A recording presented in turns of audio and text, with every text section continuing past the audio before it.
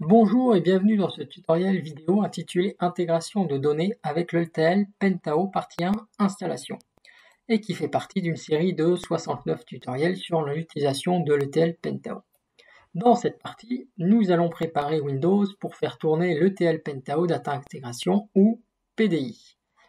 PDI est une application de bureau, c'est-à-dire qui s'exécute sur votre machine plutôt que sur une machine dédiée que l'on appelle serveur. Donc, il va falloir installer l'application sur votre système. Mais avant cela, nous avons besoin de vérifier si la bonne version de Java est installée. Donc, pour ce faire, nous allons ouvrir le terminal Windows, taper la touche Windows plus R pour cela, et écrivez CMD dans la zone de texte et appuyez sur Entrée. Donc, c'est ce que nous allons faire.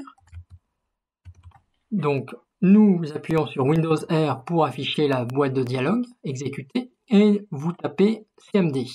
Ensuite, OK. Cela va ouvrir un terminal Windows, et nous allons rentrer une ligne de commande pour pouvoir vérifier si vous avez la bonne version de Java. Donc pour ce faire, vous allez taper Java espace-version, et vous allez voir apparaître la version de Java. Bon, s'il est indiqué que vous avez la version Java 1.8.0 ou supérieure, il n'est pas nécessaire d'installer une autre version de Java, car Pentao Data Intégration version 9.3, qui est la version que l'on va utiliser et qui est la version la plus récente, fonctionne bien avec cette version de Java. Et pour ceux qui n'ont pas une version supérieure à 1.8.0, il va falloir mettre à jour votre Java. Pour cela, nous allons nous rendre sur le site d'Oracle.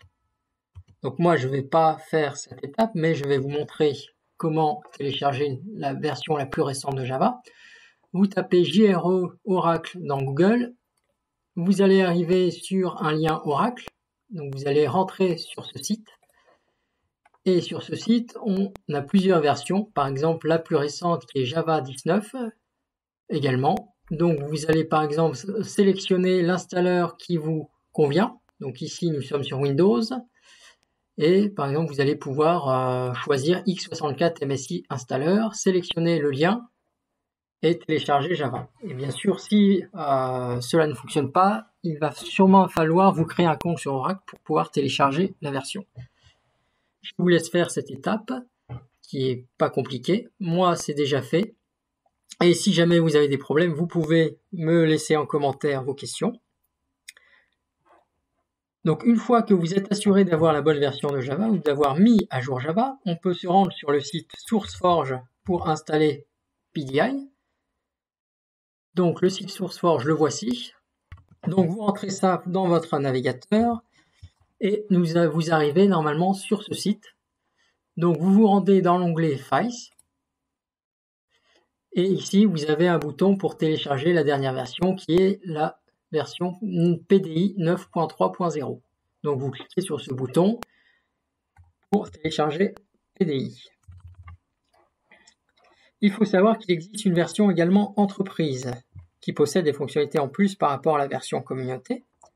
Dans la série de tutoriels sur l'intégration de données avec PDI, nous utilisons la version communauté. Cependant, tout ce que vous pouvez faire avec PDI version communauté peut être fait avec la version entreprise. Si vous voulez en savoir plus sur les différences entre la version communauté et la version entreprise, voici un lien intéressant qui se trouve sur le site hitachivantara.com. Je vous laisse regarder cette vidéo si cela vous intéresse. Donc si on revient sur l'installation de PDI, une fois que vous avez téléchargé PDI, un fichier compressé se trouve sur votre ordinateur, que voici. Donc il va falloir décompresser ce fichier. Pour ce faire, vous allez cliquer droit sur le fichier décompressé et choisir par exemple cette zip et choisir extraire vers PDI CE 9.3.00-428. Cela va créer un nouveau dossier qui va contenir l'ensemble des fichiers de PDI. Si on se rend à l'intérieur, nous voyons bien plein de fichiers. Et nous, ce qui va nous intéresser et que l'on verra dans une prochaine vidéo, c'est le fichier spoon.bat. Spoon étant l'interface graphique de PDI et ce fichier-là étant un script qui va lancer l'interface graphique. Voilà, donc nous verrons dans une prochaine vidéo comment ouvrir et utiliser PDI. J'espère que vous avez trouvé cette vidéo informative et utile. Si vous avez aimé cette vidéo, n'oubliez pas de vous abonner à ma chaîne et de donner un pouce bleu pour soutenir ma chaîne. N'hésitez pas à laisser également un commentaire si vous avez des questions ou des suggestions pour les prochaines vidéos. Merci pour votre temps et à bientôt pour une prochaine vidéo.